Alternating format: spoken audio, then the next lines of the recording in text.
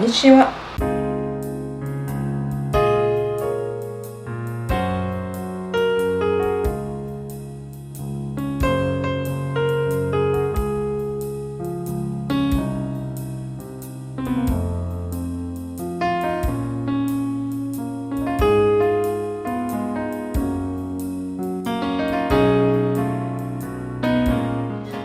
Nous commençons ce vlog à Kyoto, au temple Ryoanji et ses jardins de pierre, ses jardins zen.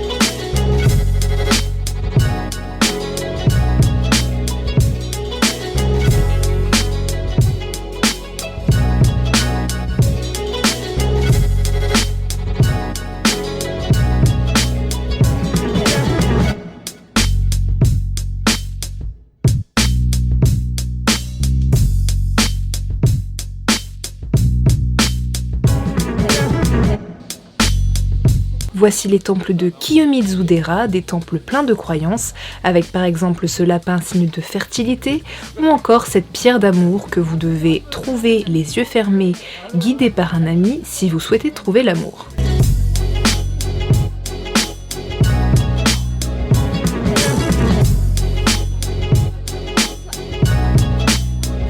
Ces trois espèces de fontaines que vous voyez là représentent la santé, la richesse et la sagesse. Vous ne pouvez en prendre qu'une, sinon ce sera mal vu.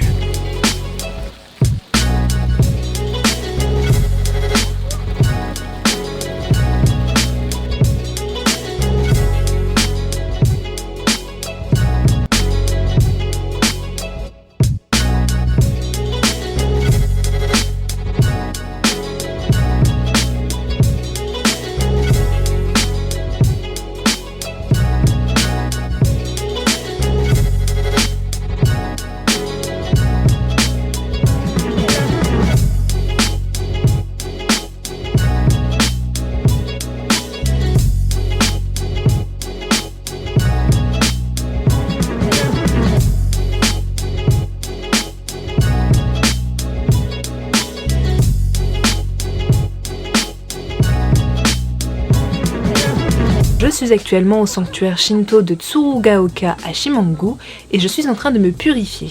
Devant chaque sanctuaire ou temple, vous avez ces espèces de fontaines qui vous servent à vous purifier. Il faut d'abord prendre de l'eau de la fontaine et en mettre sur votre main gauche, puis sur votre main droite. Enfin, en prendre un peu dans votre bouche et la cracher par terre, puis reprendre un peu d'eau et la laisser couler sur son manche. Sur le manche plutôt.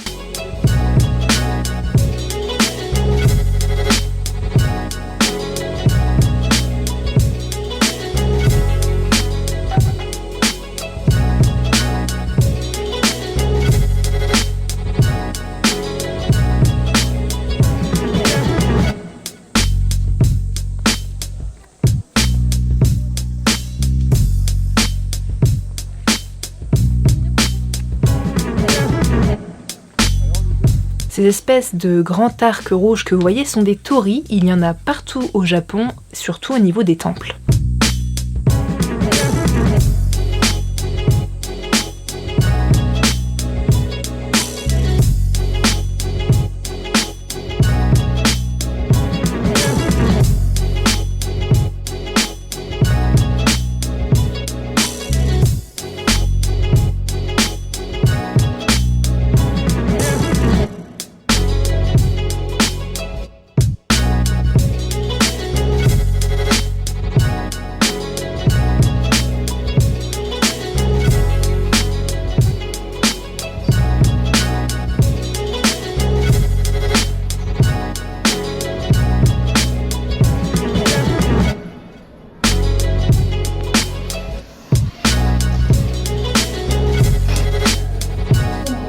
sont des matériaux pour fabriquer des sabres et une salle où l'on fabrique des sabres, puisque nous sommes au musée du sabre.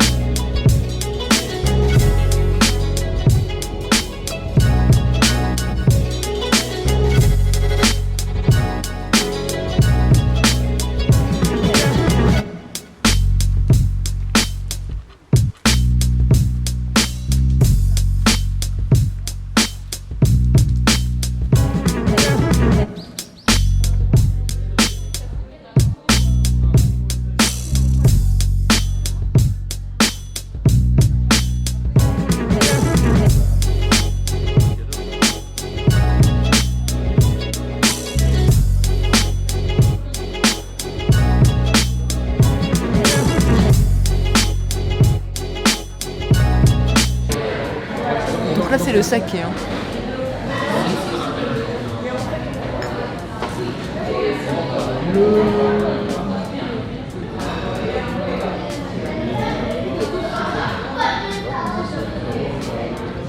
Ouais, ça va. Ce que vous voyez ici, c'est une mini croisière sur le lac Amanako, qui est normalement un superbe point de vue pour voir le mont Fuji. Malheureusement, comme vous le voyez, ce jour-là, il y avait énormément de nuages, donc Fuji-san est bien resté au chaud, caché derrière les nuages.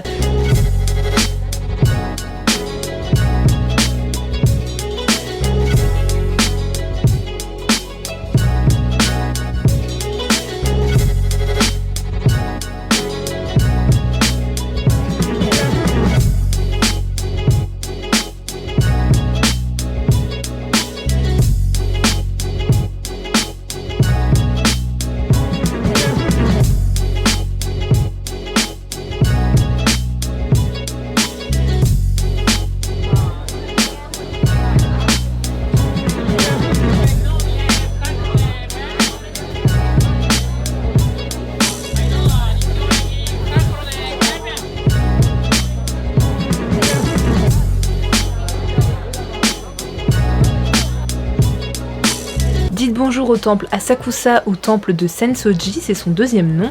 C'est le plus vieux temple de Tokyo, il a été créé au 7e siècle.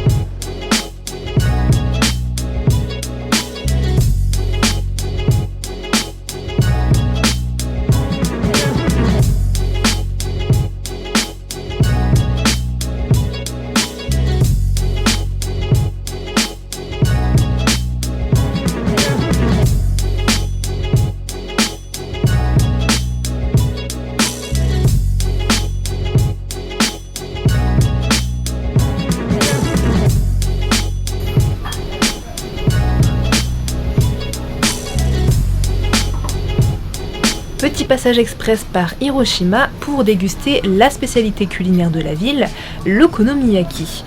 C'est donc une espèce de grosse crêpe, vous avez 2 crêpes en fait à base d'œufs, avec du chou à l'intérieur, des nouilles, vous avez aussi de la viande, des lamelles de lard et de la sauce barbecue, une espèce de sauce barbecue sur le dessus, du moins pour l'okonomiyaki que j'ai dégusté puisque les recettes diffèrent un peu selon l'endroit où on est.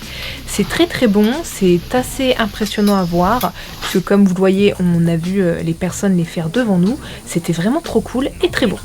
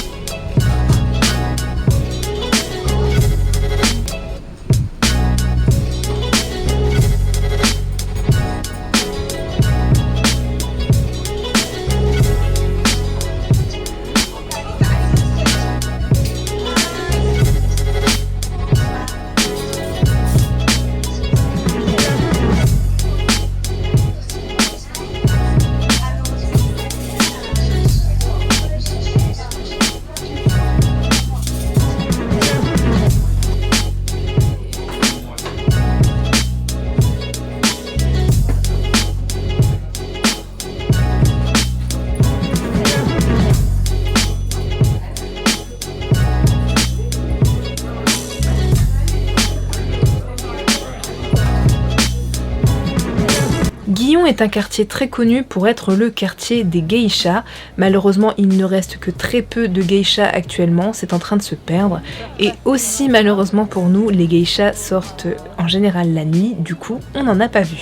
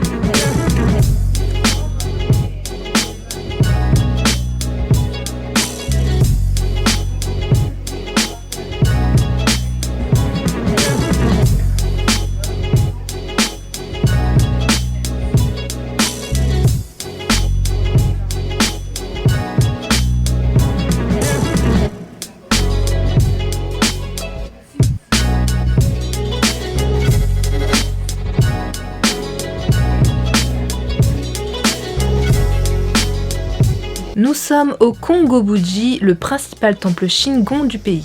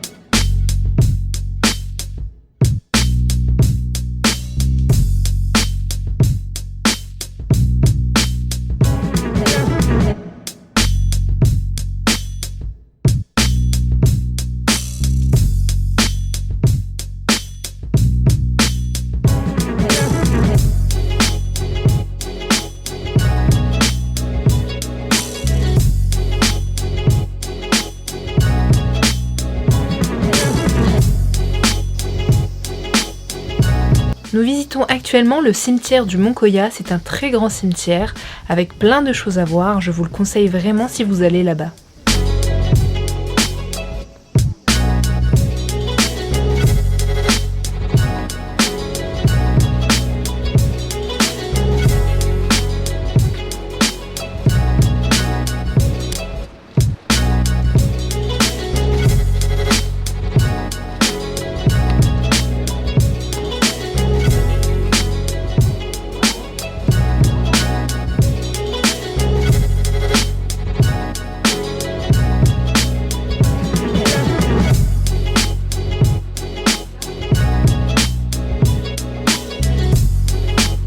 Voilà donc la chambre avec lit tatami, chambre donc dans le monastère.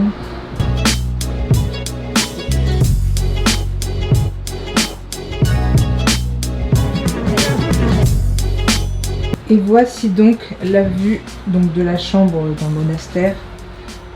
On ne peut pas faire plus joli sincèrement. Et là on est vraiment dans le typico. Alors, comment dire ? Si vous entendez un bruit, là, c'est la clim ou quoi qui est écrite en japonais, on n'arrive pas à l'éteindre. Sorry. Je dirais même gomenne. Voilà, désolé en japonais. Donc aujourd'hui, voilà, il y a beaucoup plu puisque le typhon se rapproche, ce qui est très embêtant, on va pas se cacher puisque le programme change, on doit annuler des trucs puisque le typhon a été jugé comme dangereux, ce qui est problématique pour nous et pour l'agence de voyage. Du coup, elle annule certaines visites et puis il pleut et c'est pas cool du tout, surtout qu'il continue à faire chaud même quand il pleut. Sinon, ce qui est cool, c'est qu'aujourd'hui on passe la nuit dans un monastère où il y a des tatamis que vous devez voir, je sais pas si vous le voyez sur ce plan là, mais il y a des tatamis juste à côté, de toute façon vous aurez vu des images, vous les verrez dans le vlog, donc c'est plutôt cool, c'est très traditionnel, ça me fait vraiment plaisir. Sinon il y a un petit truc qui est un petit peu moins cool, du moins pour moi. Ici au Japon on a des onsen, c'est des bains publics donc avec des eaux thermales, mais il faut y aller nu et donc c'est pas mixte, il y en a qui sont mixtes, mais dans les endroits où j'ai été ce n'est pas mixte, c'est femme d'un côté et homme de l'autre, mais c'est pas trop mon kiff, j'aime pas être toute nue, j'aime pas que tout le monde me voit toute nue et j'aime pas voir les gens tout nus, enfin en l'occurrence là toute nue puisque je ne suis qu'avec des femmes si j'y vais. Et là dans le monastère, comme c'est traditionnel, il n'y a pas de salle de bain comme on connaît, pas de salle de bain occidentale, pas de salle de bain privée, il n'y a qu'une salle de bain publique, donc avec chaque sexe de chaque côté, mais c'est un onsen en fait. Vous avez le coin pour vous laver, puisqu'en fait avant d'aller dans un onsen vous devez vous laver, donc vous avez des espèces de petits lavabos qui sont côte à côte où vous vous lavez avec un petit mur pour pas vous voir, même si vous êtes 1, 2, 3, même si vous vous voyez tous nus, c'est un fait, vous le voyez quand vous arrivez, vous le voyez même quand vous allez dans l'eau, enfin bref. Donc vous vous lavez et ensuite vous allez dans l'onsen. Et donc là pour me laver, pour prendre la douche, j'ai donc été obligée de me mettre nue avec mes camarades du voyage. Je les voyais toutes nues, elles me voyaient nue, j'étais comme ça, j'étais pas à l'aise du tout. La source chaude en soi c'était sympa, c'était très chaud, hein. Donc plutôt cool, mais la nudité, je ne suis pas pour, franchement, il faudrait que vous autorisiez les maillots de bain, les japonais, franchement, faut que vous vous mettez à la page. On peut pas être nudiste, je ne veux pas être nudiste, je ne fais pas de nudisme, je ne veux pas être nue dans les onsen. Mais sinon c'était agréable, et comme vous pouvez voir, je suis en yukata, puisque on porte des yukata ici, donc c'est trop bien, c'est cool, on se sent vraiment japonais, ça c'est le côté cool. Mais les onsen, franchement, je suis mitigée, j'aime pas être nue devant tout le monde.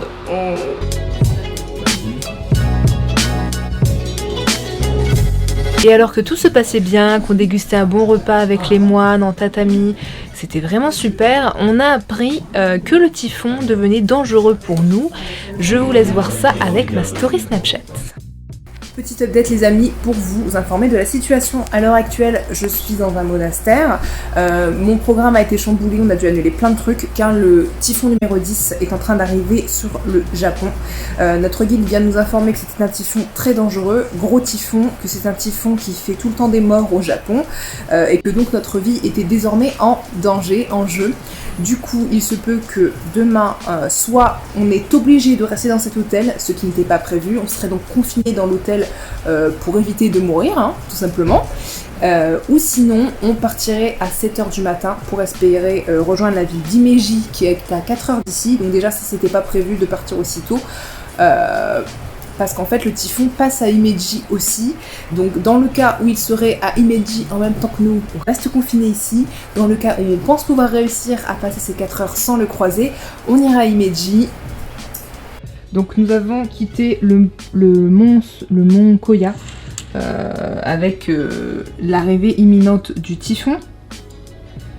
Donc un risque potentiel pour nous, pour notre sécurité, etc. Mais on a quand même pris le risque. Ça a été, on n'a rien eu de spécial puisqu'en fait le typhon devait arriver vers midi. Finalement il prend du retard, il devrait arriver vers 3h, donc c'est d'ici quelques heures.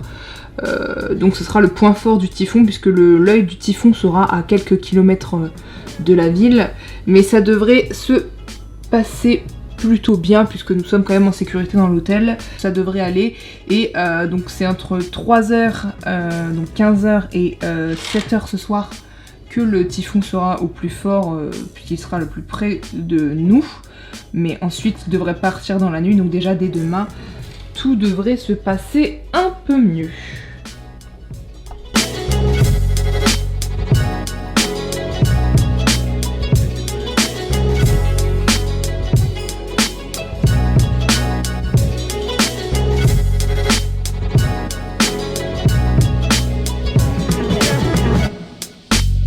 Et malgré le typhon, une fois arrivés à Himeji, nous avons pu visiter le château de la ville, un château très blanc, médiéval, mais qui est malheureusement vide, mais qu'on visite quand même, et qu'on visite d'ailleurs à pieds nus, comme dans beaucoup d'endroits au Japon.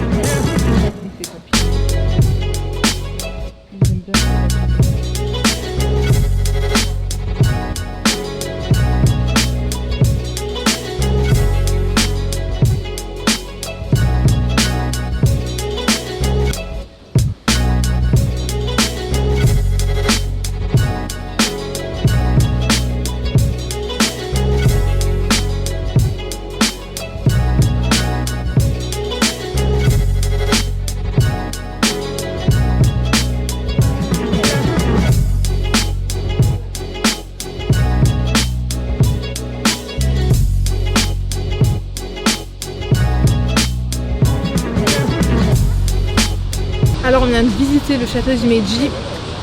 Là on va essayer d'aller au jardin Kokoen. Tout en sirotant un petit melon soda. La base. On y va.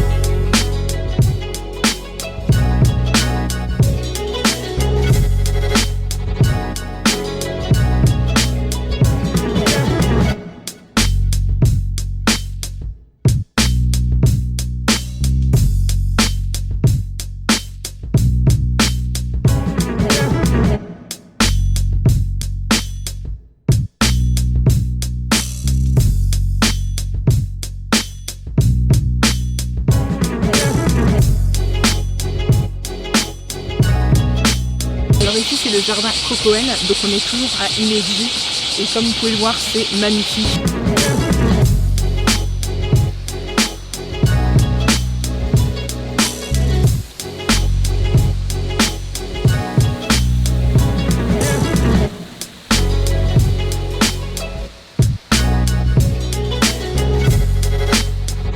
Hello tout le monde, c'est l'heure de la story du jour. Donc au niveau du typhon, il est définitivement parti.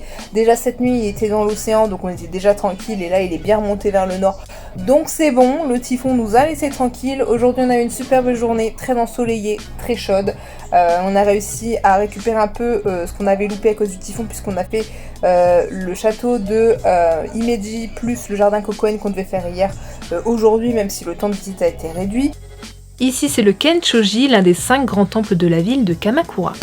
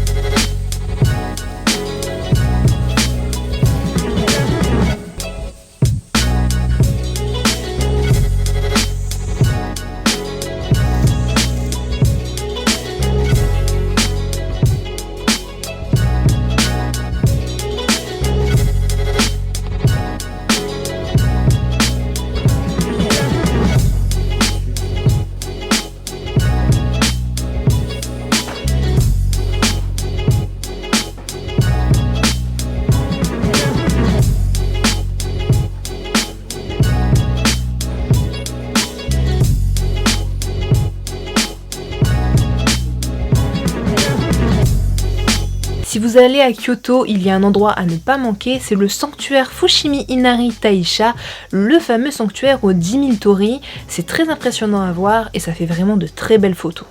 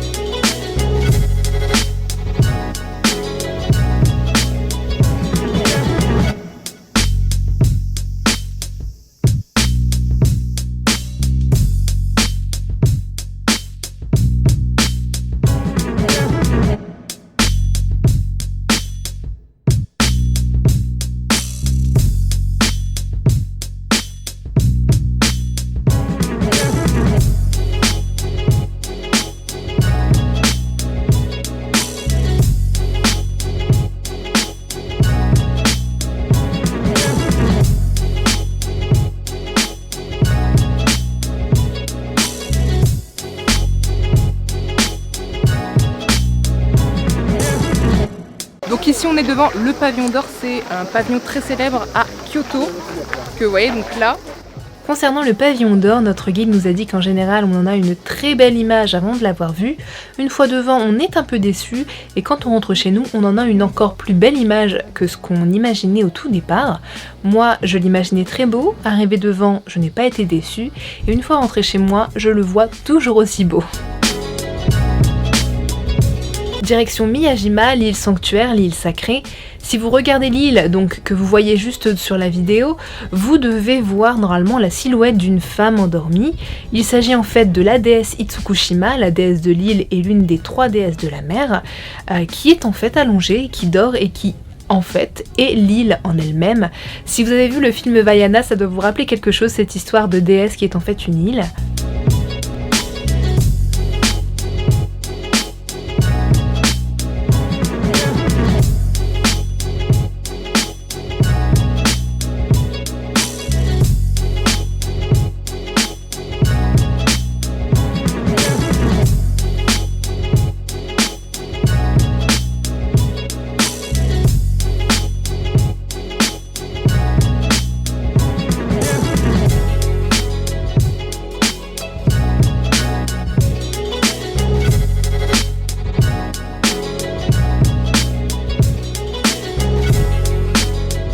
Fait important à savoir, il est interdit de naître ou de mourir sur l'île de Miyajima. Il est aussi interdit de tuer tout être vivant, donc que ce soit les arbres ou même les moustiques, même s'ils sont chiants.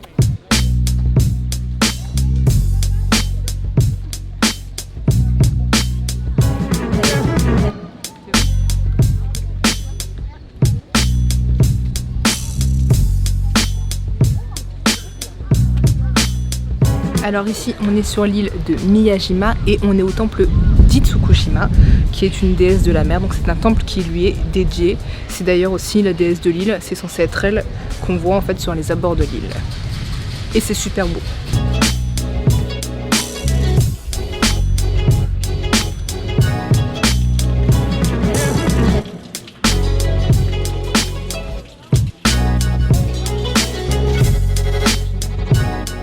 Miyajima est très célèbre pour son torii flottant qui est patrimoine de l'UNESCO. Malheureusement, actuellement, il est en réparation avec plein d'échafaudages. Ça a gâché les photos, j'étais triste, mais bon, il faudra que je revienne du coup.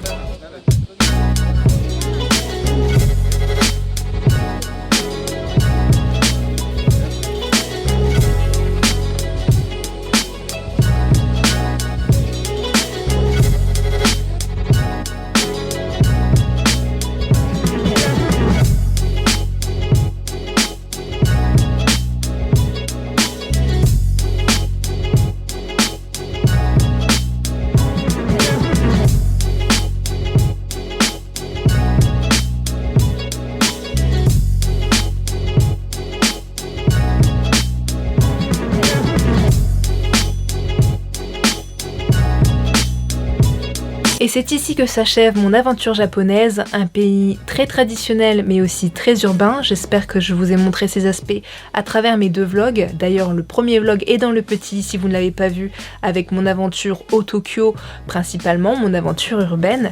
Je vous dis à très bientôt pour de nouveaux voyages aussi beaux que celui-ci, je l'espère, et aussi de vidéos un peu plus simples. À bientôt, bisous.